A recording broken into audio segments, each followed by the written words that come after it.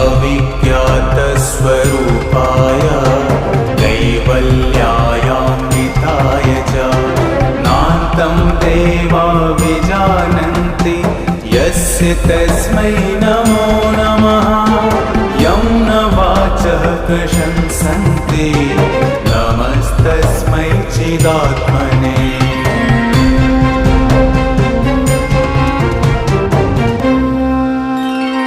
योगिनोऽयं हृदः कोशे प्रणिधानेन निश्चला ज्योतिरूपं प्रपश्यन्ति तस्मै श्रीब्रह्मणे